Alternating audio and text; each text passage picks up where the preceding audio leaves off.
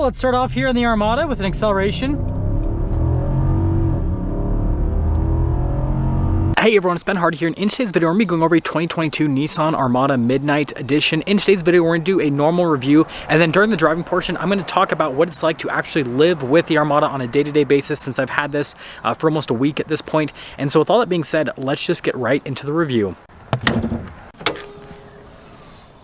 So under the hood, we have a naturally aspirated 5.6 liter V8 that goes through a 7-speed automatic transmission. It's good for 13 around town and then 18 on the highway, with power outputs being 400 horsepower and then 413 pound-feet of torque.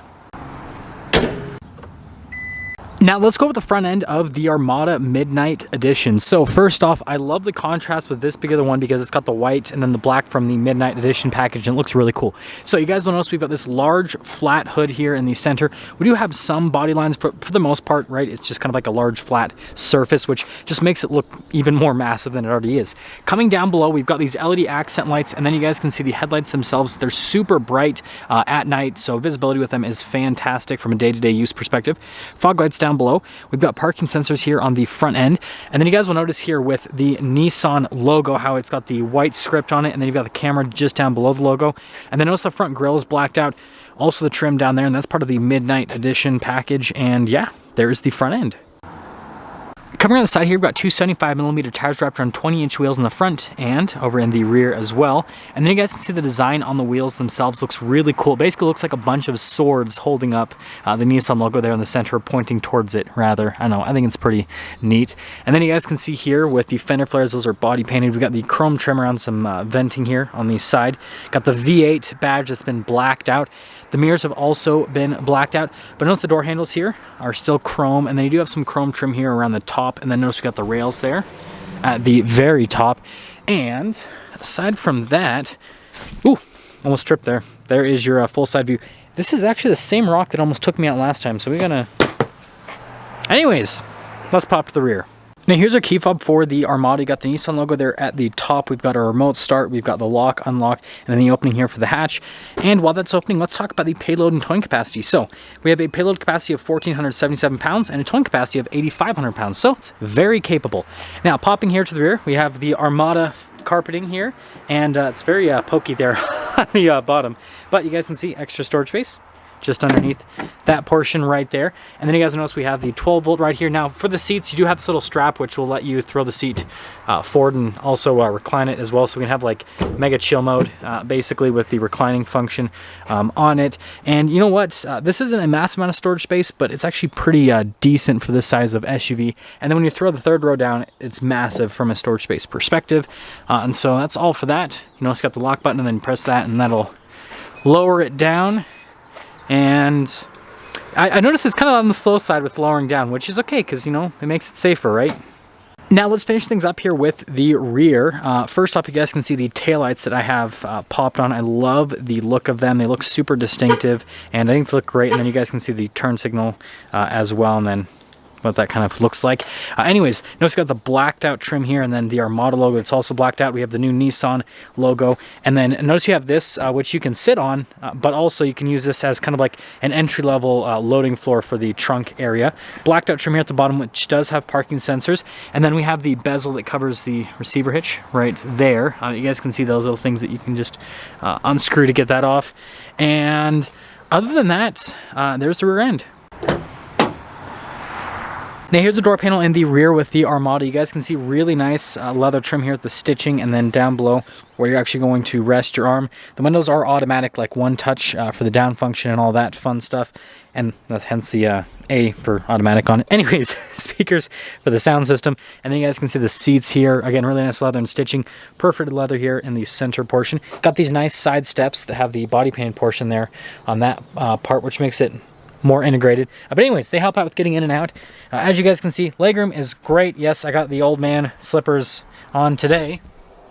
And you guys can see headroom's great as well. And then notice we have this, which is weird. It like gets you into the center console from the back. I can just imagine that, like, I think it's a cool feature, but like, think about how annoying this would be with kids, because they're constantly gonna like rummage through the center console. Climbing controls just down below and all that fun stuff. And then you guys can see here with the cup holders, and then we've got some more storage space here, and then I believe there's more storage space here in the front of it. Yeah, you got this, like, this little cubby. So yeah, tons of storage space in this center console setup. Now, as for the third row, I'd just like to mention it's really comfortable back there, and you can fit adults back there very comfortably. So you could use that for literally anyone, and I would actually be comfortable with having adults back there on a road trip, basically. So they did a good job with the space and legroom and all that fun stuff. And with that being said, let's head to the front. Now here's a door panel at the front. Again, you guys can see here with the stitching, the leather trim, and then down below as well. We've got all of our window controls right here. We've got the mirror adjustments. The mirrors do power fold in, and they do have blind spot monitoring. And then here are the front seats, just like the back. Same thing with the leather and then the perforated leather here in the center portion. Power adjustments here on the side. You can see the pedal layout just down below, and then notice how you have this for the power door. If you don't want it to be power operable, you can just make it so it functions more like a hydraulic lift gate. And then anyways, steering wheel is automatically adjustable, or sorry, power adjustable. Some people got mad that I said that, but anyways, let's pop in. Also, memory seats, nice.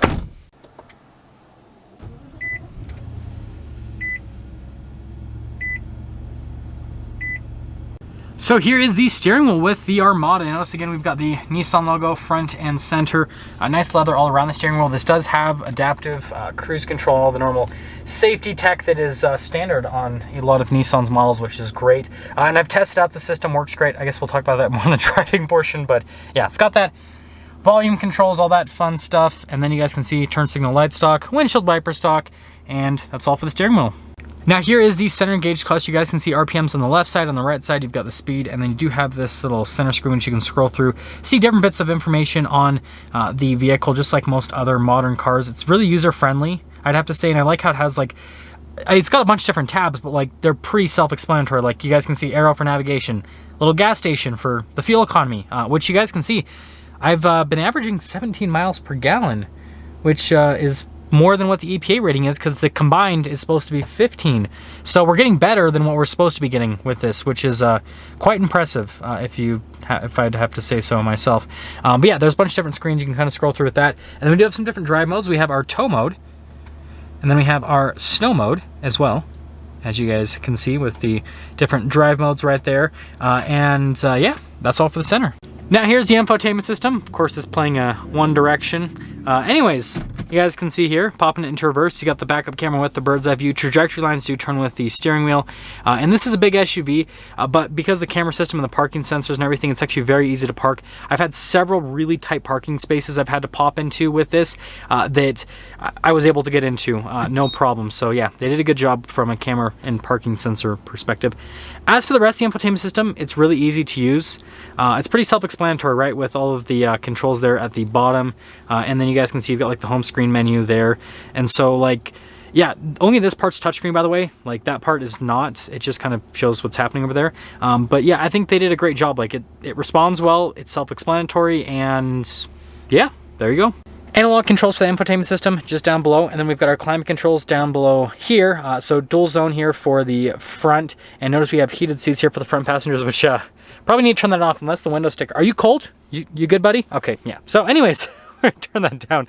So yeah, that whole setup is right there, and then we have a wireless phone charger right here, and then you guys can see this is kind of like our charging area off to the side. Trailer brake controls, shifter for that 7-speed automatic, and then if you hate using a touchscreen, they still have analog controls for the infotainment system that function fantastically, so that's great. You can see a couple cup holders right here, and again, center console, which we showed from the back seat already. And then you can see the glove box, storage space, and then you can see you've got padding here on the dash, and then kind of like on this little area right here. And I like how it makes like a circle there. It's kind of unique from an aesthetic perspective. But anyways, popping here to the top, you guys can see we've got a sunroof here, sunglass holder, control for the sunroof is just right there, and then all black headliner, and yeah, that's all. Now here's our window sticker for the Armada. Now the Midnight package is built off of the SL, if you guys are wondering. Now the thing that's cool about Nissan is almost everything is standard equipment with it. And you guys can freeze the frame if you want to read all of the standard equipment that comes with this from the factory and all that fun stuff. And then you guys can see the optional equipment, which there's, you know, some options on this, right? Almost $5,000 worth of options on it. A big part of that is the Midnight package, and then obviously destination charge does take up a big chunk of that as well. I definitely think the Midnight package is worth it because I think it looks great from an exterior aesthetics perspective and all that fun stuff. And then you guys can see here with the EPA fuel economy, all that fun stuff that we went over earlier. And yeah, that's pretty much everything for the window sticker. Here's kind of like a full shot of it. Let's take it out and see how it drives.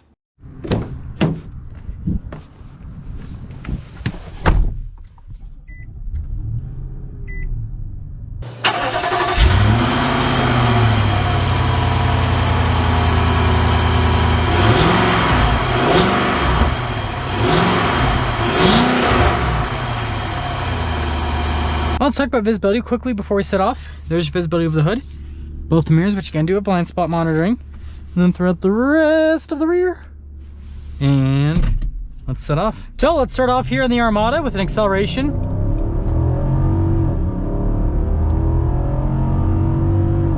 You hear that, Toyota? That's a V8 in a full-size SUV, like it should be. I had to make the joke because Toyota's switched over to the twin turbo V6 for like all their vehicles now. But anyways, let's talk about how the Armada drives. First off, from a ride quality perspective, this thing is so smooth and so comfortable. It really does feel like a luxury vehicle from a ride quality perspective. Like, Nissan definitely has that down. And then on top of that, right, the cabin's really well insulated. It really takes you out of the outside worlds. So yeah, that's another huge plus.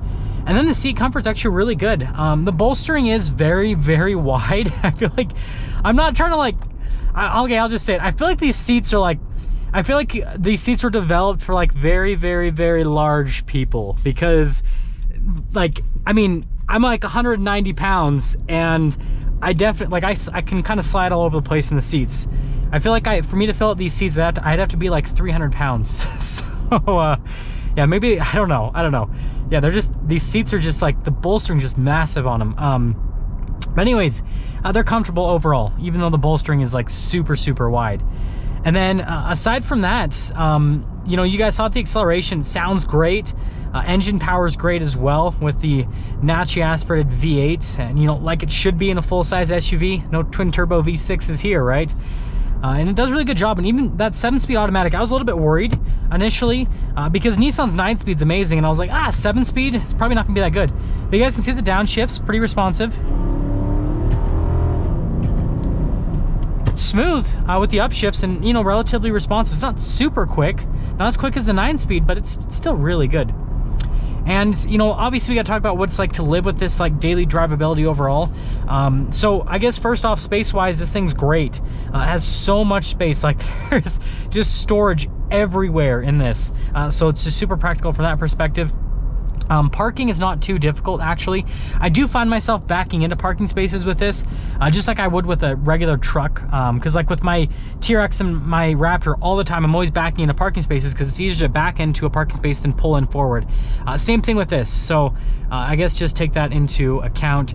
And then, you know, highway, it's super smooth. Like I said, from a ride quality perspective, the adaptive cruise control works great, and it gets better fuel economy than what the EPA has it rated at. And so that's another big plus with it, is that you actually get better fuel economy than what you are expecting to get, basically, or that's at least what's happened with me. And overall, I've, you know, just living with this for a week, it's been a great vehicle. If you guys don't know, I drive like almost 40,000 miles a year now between my personal vehicles and then these press cars. And so obviously I get a feel for a lot of different vehicles, and I've really enjoyed daily driving this. It's been super comfortable, and it's one of those vehicles that, like, as a press car, it hasn't been obnoxious for me to drive around. Like, I get into it and I'm like, I'm almost excited in a sense, even though like this isn't an exciting vehicle to drive. It's not super fast, right? It's not like, it's super comfortable, and it's like got this cool luxury feel to it. But there's nothing like super particularly like exciting about it, if that makes sense. And so with that being said, right, it's still like crazy to me that like I'm just, again, like I'm excited to get into this, because I know that like my commute's gonna be super comfortable, basically, and whatever I have on me on any given day, I'll be able to fit it in the vehicle, no problem. I won't have to like stress about it, so that's another huge plus. So I guess summing things up here with the Armada, here's what I have to say is, if you're looking for, you know, tons of practicality at a reasonable price, that's what this gives you, because it has third row SUV practicality. It can tow a decent amount, 8,500 pounds. Payload is decent as well. And then on top of that, right, I know $60-something thousand sounds expensive, but in today's world, when the average new car costs, you know, $45,000, right? This is $20,000 more than that roughly, but it's got a ton of practicality. It's basically a pickup truck combined with a people mover, right? And it's super comfortable from a daily driver perspective. And so, yeah, if that's what you're looking for, right, and you don't want to pay, this basically gives you, it doesn't have the same like level of technology and, you know, like modernness in terms of the looks, but if you basically want to get like Cadillac Escalade type feel, you know, type feel basically, but without paying that price, that's what this gives you. Pretty much, is it gives you that feel. It doesn't, again, technology is not there, right? But I mean, this is half the price of an Escalade, so there's some reasons for that. But it gives you that same feel that you get when you're in something like an Escalade, basically, from, you know, living with this. And so, yeah, that's the new Armada. That's gonna sum things up for our video on this Nissan Armada. And with all that being said, I will see all of you in that next video.